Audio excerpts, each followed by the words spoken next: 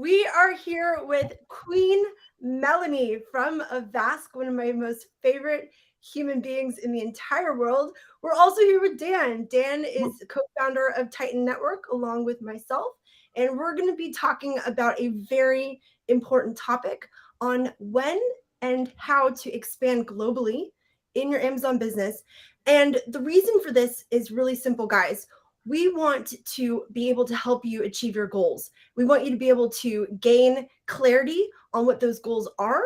And we want you to have all the resources and the expertise around you to be able to get to where you want to be. And that is the purpose of this call, is to take someone like Melanie, who has her finger on the pulse of what's happening globally with Amazon, with sellers, as well as Dan, who's also co-founder of Titan Network. And we are the largest mastermind in the world for elite Amazon sellers. So between these guys, we're gonna have an amazing call.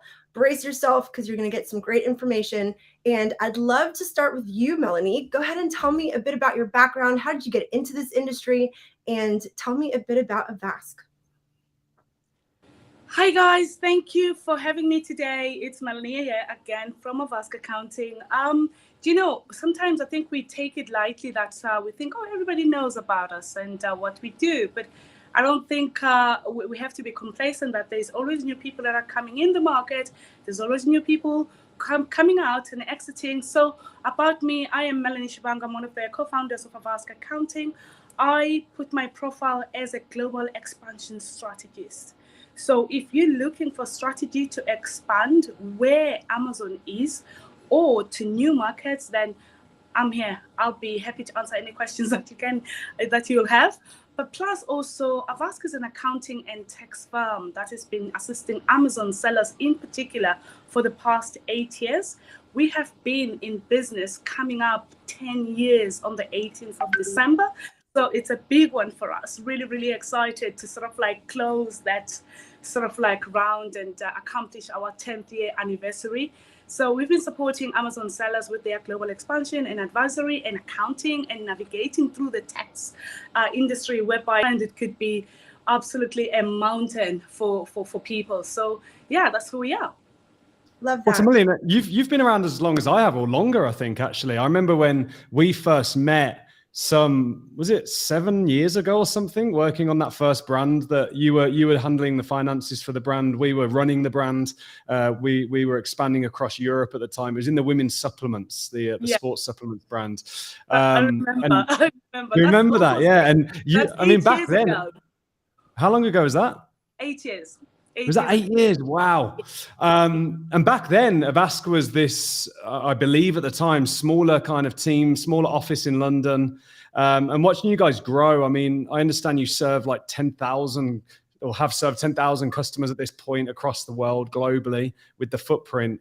It's been amazing to kind of watch that growth. But what I know from operating that long in the industry myself is just the wealth of experience and kind of learnings that you must have from working so closely with so many sellers globally, and understanding kind of the challenges they're up against today.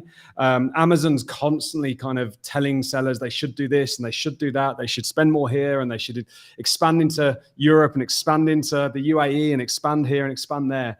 And often making that decision is situational to the business. Depending on the maturity of the business, the experience of the seller, and we shouldn't always just listen to that advice. And when someone comes to you, Melanie, in the position you're in and says, "Hey, Melanie, should I do this?" What's your kind of advice to a seller when they're considering the expansion piece and whether they should kind of follow that kind of guidance?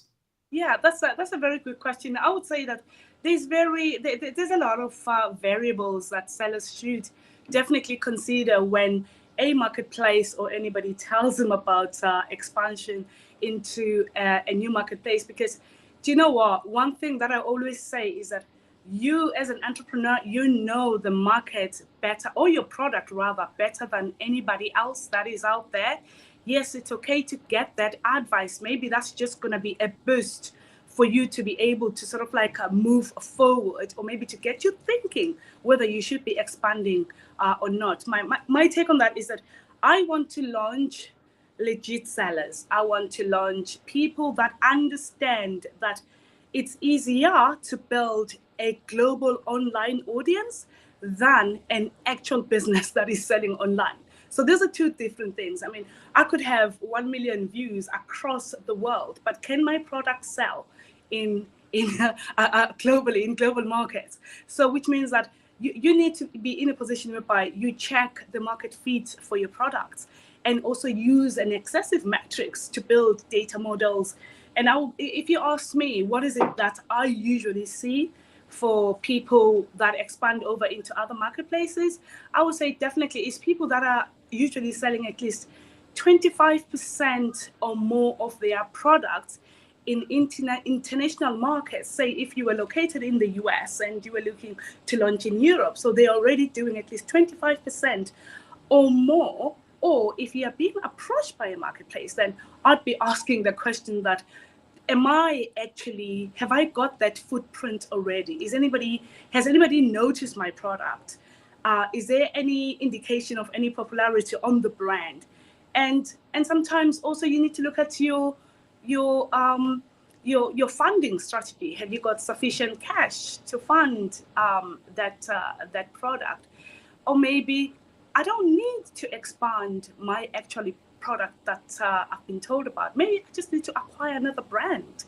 I know probably we're going to touch base on acquisitions and aggregators or anything like that, but there's so many ways that you need to look, and also consider that there are desperate regions that are out there whereby probably the purchasing power is not going to be as great, and there's price sensitivity. There's a lot of factors that you need to consider. I think there was one point there you picked up on, which is something, I mean, we do this within our own brands as well, is when considering that expansion piece and saying, hey, I can sell this product in other markets. So there's three ways of growing a business, isn't there? Sell more products, sell more to the existing customers, or expand into new markets and sell them in different places. And I think when considering this, it's picking up on what you said there in terms of, is this product viable for that market? Just because it's working in the US doesn't mean it's necessarily going to work over in Europe, doesn't mean it's necessarily going to work in the UAE or Australia or Japan or any of these other sort of smaller markets coming through. And it's really important to kind of understand those pieces. But let's say that it does make sense, and someone's selling in the US and they're considering coming over to Europe. And if you actually look at the combined volume of Europe, it's comparable to the US in most cases. Myself and Leiden 8 years ago got our start in Europe before coming over to the US. What challenges can sellers kind of expect to face today? Because there's been things like Brexit, which kind of separates the UK from Europe, and all these kind of major changes here in the last few years. What can a seller sort of expect to face, and what sort of hoops do they have to jump through to make that work? Okay, so I would say for any seller that is now newly looking to expand, the challenges, I would say they are better than the other person that launched before Brexit. Because the person that launched before Brexit, they had to do a switch. So for you, as a new person or a new business that is looking to expand, you've got no new switch to do. But there is ways that you need to execute in order for you to be able to launch today. So which means that because we're looking at UK being separated from Europe from a movement of goods point of view. So it means that you're going to be looking at, number one, navigating on the laws that are now there in those countries. Say in the UK, you have got now VAT, whereby you're going to have to be VAT registered before you launch, because you're not going to be using the movement of goods strategy that was there, whereby previously you could have just registered in Germany, and here you go, you launch in all marketplaces as long as your inventory is being stored in one country. So there is more strategy now, from the point that you may want to look at maybe 2 shipping points that you're going to be doing. So ship directly into the UK for the goods that are going to be used or being purchased in the UK, and then ship through one European country, e.g. France. Why France? Because it uses what's called postponed VAT accounting, PVA. So it helps with, instead of you having an initial outlay on import VAT, you're not going to pay that import VAT. And that is a good thing. Whereas previously, you would have been required to pay import VAT. So there are the little nuances, or I would say advantages now, that the tax authorities, they had to put in place these measures after Brexit. So in France, PVA didn't exist before Brexit. So after Brexit, they sort of like look at how we did it in the UK. We introduced PVA first. A few months later, France introduced PVA, so the postponed VAT accounting again. Now in Europe, it's the only country that has actually introduced PVA. But if you're looking at shipping through the Netherlands, say for instance, which there was a documentary on Panorama some years ago, whereby because Netherlands was sort of like very open in receiving goods, and it was called the laundering haven of Europe. But they opened their markets and made it easier for anybody that is anywhere in the world to be able to trade and ship to the Netherlands. So Netherlands, it's got Article 23 that you can trigger, which means that you don't have to do the outlay of import VAT. So I would say there's more advantages now than probably that we have.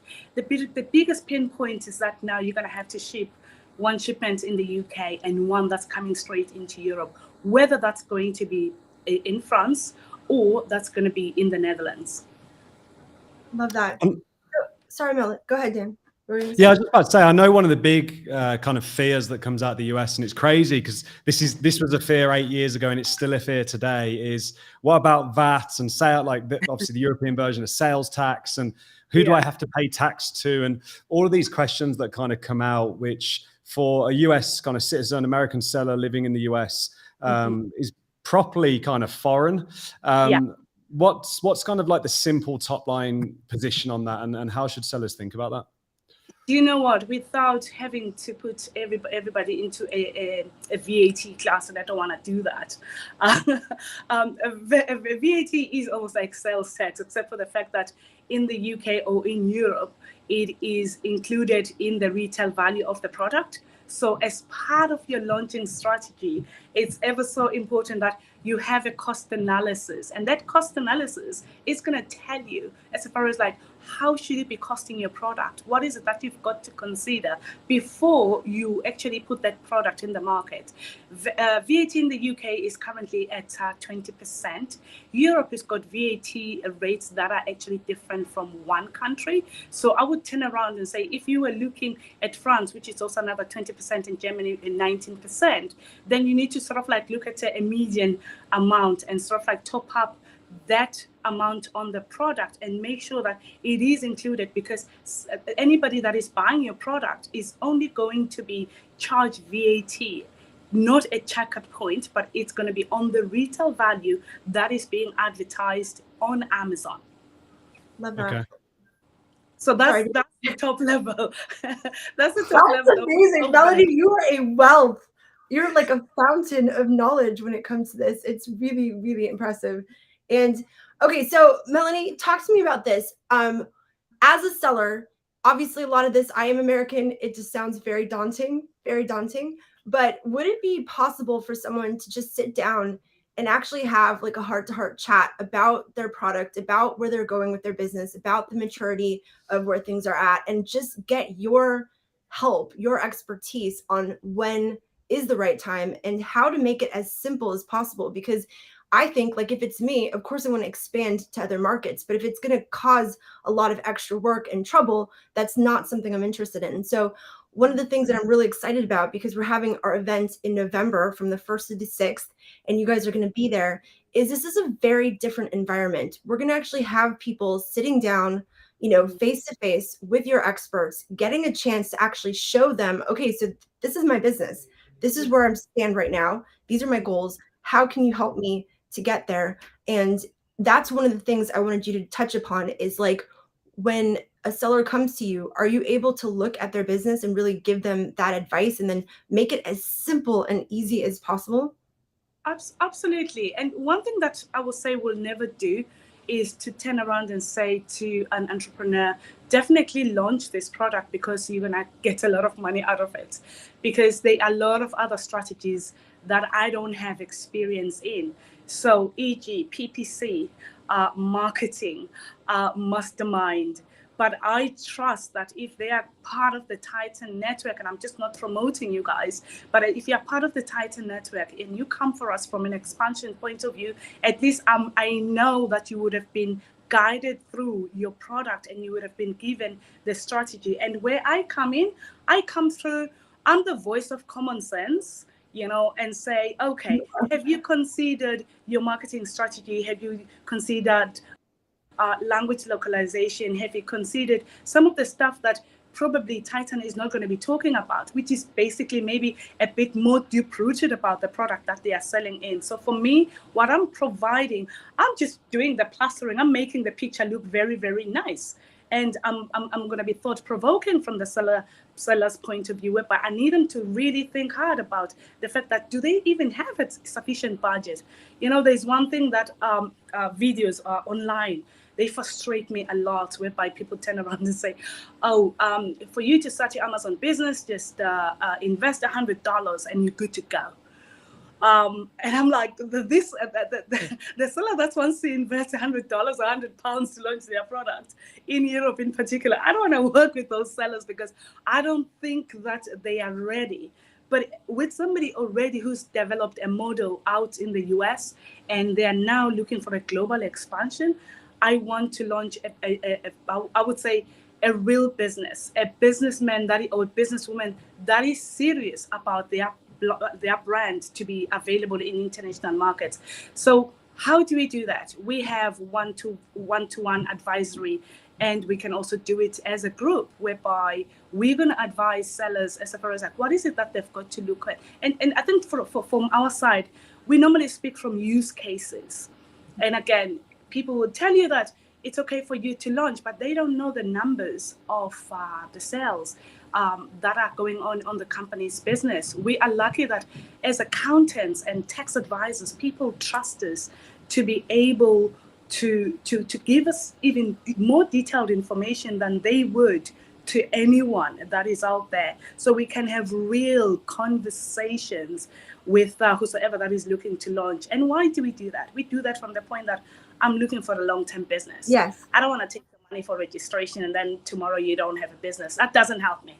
For so sure. I need something that is going to be solid. I need a solid business. But again, I'm going to turn around and say, for anybody that is going to be in the US, population is about 350 million. The sales already, they're on about $950 billion. So if you compare that to Europe, which is a population of 68 million in the UK and 450 million in the EU 27, and the sales are on about 628 billion just in the EU only and 200 billion in the UK. Comparatively, that is a great market. That is a great market. I love it. Okay, so Melanie, thank you for all of that amazing knowledge. And one of the things that I'm super excited about is, when you have a mastermind environment, you have all these different people that are experts in different fields. And when you are able to talk to them about your particular pain point, like let's say, I talk to sellers all the time that want to expand, just to be able to sit next to someone like you and have the opportunity to really get that information is always really incredible. And it really ties into a lot of the things that we're going to be talking about. Dan, I wanted you to touch upon, because what you said, Melanie, about the era of having a few $100s and throwing a spatula up on Amazon, that's over, right? And Dan, can you touch upon sort of the news perspective and what we're going to be bringing through in this next week that ties perfectly to what Melanie was just saying? You're muted. Sorry, guys. So yeah, I think if you kind of look back at where we've come from, we've spent almost a decade now kind of buying it and badging it. So going on Amazon, identifying demand, going to Alibaba, buying an off-the-shelf product, sticking a logo on it, ranking it on Amazon using some fairly kind of grey hat tactics like rebates and keyword links, which really were just covering up poor performance and poor marketing. And then shouting out to every shopper on Amazon, look at me too, I'm the same as everything else on the page, and then expecting to generate a result. And the big shift that used to be a competitive advantage that's now a non-negotiable is that no longer is enterprise value. That's no longer creating anything of value. It's not an asset. All that is a race to the bottom on price, squeezed profit margins from supply chain disruption, increased COGS, increased advertising costs, competitors coming in directly from manufacturers who are able to sell cheaper and are willing to go lower on margin to catch volume. So that kind of the original private label model that we all are grateful and thankful to for kind of getting us to where we are today is no longer success on Amazon. And this Thursday, in 2 days' time, this Thursday at 12 p.m. EST, 12 p.m. Eastern, 9 a.m. Pacific, 5 p.m. UK. We'll be live on a masterclass that we're calling the Amazon Brand Revolution. And we'll be walking through what we know to be the 4 main levers that you have to pull as a seller now to compete. Really going deep into product design, product differentiation, branding, audience, some more advanced advertising strategies. I'll be covering the frameworks for those as well. Because it doesn't matter how effective you are at expanding into Europe, or how effective you are or think you are at running advertising, or how good your listing copy is. If you don't get this stuff right, you haven't got a business a couple of years from now with the way the platform's going. So yeah, there's a lot of challenges to face, but also a lot of opportunity, because what this is doing is forcing sellers to evolve into becoming much more sophisticated in their approach to the business, in their approach to brand building, in their approach to financial management and business management and cash flow management. I now get my management accounts across all the various businesses that Athena and I and our team are running by the 7th of the month, every single month, so I can look back and manage the business effectively within that time frame. And the sellers that aren't kind of stepping up and really becoming the CEO of the business and focusing on this stuff are the ones that are going to get left behind. And that's what we're covering on Thursday. And we'll be going very deep into in November, 1st through 6th, our members only mastermind. But if you join us on Thursday, you can learn how you can join us there as well. So yeah, Athena, that's kind of what we're up against right now, but that's the solutions we're bringing through. Yeah, and I just want to bring this up, and I hope that anyone watching this really pays attention. This is not just for people getting into the industry. This is very specifically for people who are already sellers. I mean, Dan, you've looked at accounts that have been around for years, who are doing a lot of revenue, but the profit margins are shrinking. They're on a house of cards. You know, they don't have product that has real enterprise value. And so what we're going to be talking on Thursday is really for anyone who wants to build a serious business, a serious brand, whether you're new or you're doing 10 million a year. You actually need to have this cutting edge information. So I'm really excited about that. And also, Melanie, I'm really appreciative of just your perspective. I was at an event with you recently, and you really know this industry. You really care. You're a serial entrepreneur. You're no BS. You tell people how it is. And you've worked with some of our best guys who have had major exits and had done really, really well. So for me, you are one of my most treasured friendships within the industry, which is why we wanted to talk to you today. And we want to kind of get that knowledge. And that's really what Dan and I are about, is being able to find brilliant people who are successful, who are in the trenches, who are actually operating here and now, who have a finger on the pulse of what's really working. And that is the accumulation of information that Dan's going to be providing everyone on Thursday, is not just information from Dan and his team, but it's from all of our members all over the world, really paying attention to what's going on. And you can't afford to miss that. You can't afford to be on the edge of what's really happening. Don't be Blockbuster, be Netflix. Yes, there you go. And just to a point on the 7-figure sellers, I think just to close this out, that what I'm seeing, and I have access to, I mean, I have a lot of access to a lot of sellers, to a lot of brands, and I kind of have a good kind of scope on the industry. And it's not just myself, it's all of Titan's leadership, mentors, members, as you mentioned, over $1 billion in sales on Amazon. Is 90% of these 7-figure brands and accounts that are kind of sat there, that maybe were started 3 years ago, really are sat there with legacy products, sat on a review moat, no real brand in place, no real differentiator, nothing defensible, no IP, no design registrations, patents, etc. And really, they're just dominating those categories through former tactics like rebates, etc., and a review moat in place. But the problem is with that is, slowly but surely, that review moat is going to get thinner and thinner and thinner as newer products start chasing, and those products are going to be left behind. So yeah, I think a really pertinent point that you mentioned there, and something we're going to be going deep into on Thursday. Yeah. Yeah, we just want you to have all the freaking tactics. We want you to have all the ability to move, because in this crazy world, you know, if you're able to expand into other marketplaces, if you're able to really build products that are unique, that have that enterprise value, if you really understand your marketing, you have a proper team, like you've got these things in place, my goodness, this is the golden age. Like there is so much opportunity on Amazon, but you just have to be hardcore. You have to be a real business owner, a real entrepreneur, and go all in. And that was something we were talking about yesterday. It's like you need to go all the way in. This halfway stuff just doesn't work these days. Yeah. So yes, Absolutely. we're so excited about Austin in November, Melanie. I can't wait to see you, and I can't wait for you to spend time with our amazing people and just feel that energy and that openness that creates the environment for people to really win. So super excited about that. Thank you, Dan. Thank you for all you're doing. I know you put a lot of energy and effort into the thing that we're doing on Thursday, and we're all extremely excited about it. So join us for that. Join us in Austin, and we'll see you next time on our live. And big hugs, Melanie. Love you so much. Mwah. Thank you so much for being here. Thanks, Dan. Thank you, guys. Thank you ever so much. I was just going to add just one last point. Yeah, of course. The one good thing about aggregators when they came in, I think they've shaken our industry and they've made us to think about making sure that that accounting, that bookkeeping, everything is in order, and we need to be in a position whereby we take this businesses very, very serious. So I would turn around and say it's been good lessons for many people, and I just hope sellers can just continue, you know. So yeah, thank you for having me. I couldn't agree more. All right, darling. Thank you again. Appreciate you guys.